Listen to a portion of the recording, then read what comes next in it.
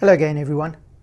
In this episode, we have a look at some of the impacts of RDR on consumers, on advisors, and on product suppliers.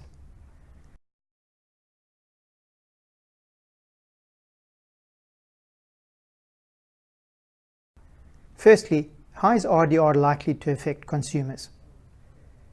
Well, there's a general view that consumers have lost confidence in the industry. Broadly, the RDR proposals will require greater disclosure and greater transparency. So if nothing else, RDR should help to start rebuilding consumer confidence.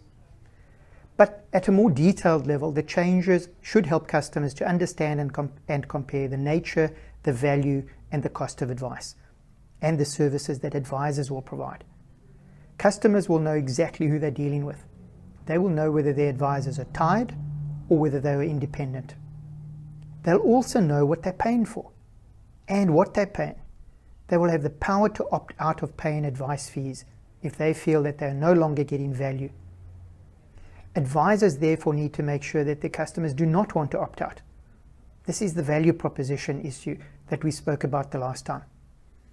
In summary, under RDR, customers should be more informed and therefore be able to make better decisions.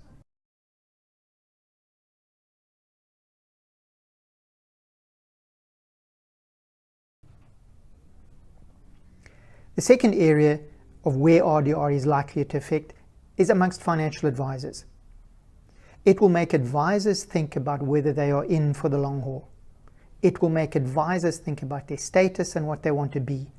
Do they want to be an IFA, a multi-tied, or a tied advisor? It will make them think about which providers they support, what products they recommend, what they charge, and how they charge.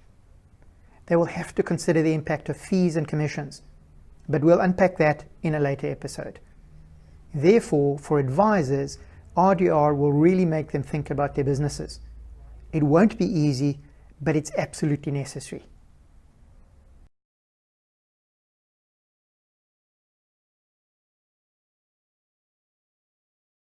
The third area of RDR impact is on product suppliers in the industry. Now, product suppliers generally have three ways to get their products to customers. They can go through a tied channel, such as a tied agency force. They can go through an untied channel, for example, independent brokers, or they can go direct, for example, through a call center or direct mail. And each channel has its own impacts. Three of the big RDR changes that stand out for me in this area are: one, the reps of suppliers will no longer be able to sell the products of competitor suppliers. So tied advisors will be limited to their home company's products. Number two, equivalence of reward will be dealt with at an advisor level.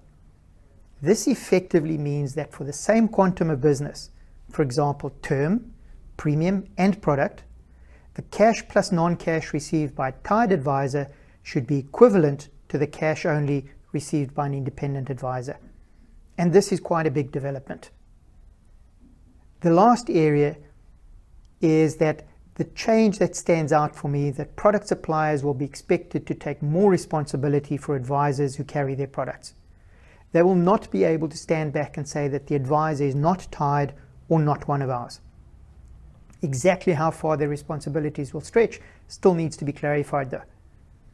So RDR will make product suppliers take stock of their own business models, how they get their products to market, and the impacts on each of these channels. In closing, there's no doubt that RDR is far-reaching and it will impact a number of people. For us, there's still some anomalies and there are points that need clarity and debate, but we have faith in the consultation process, and therefore part of our role is to constructively raise and challenge those anomalies with the FSB so that advisors can implement changes in ways that will help them run sustainable businesses. If you have any comments or feedback, email us on compliance@masthead.co.za. Until next time, cheers.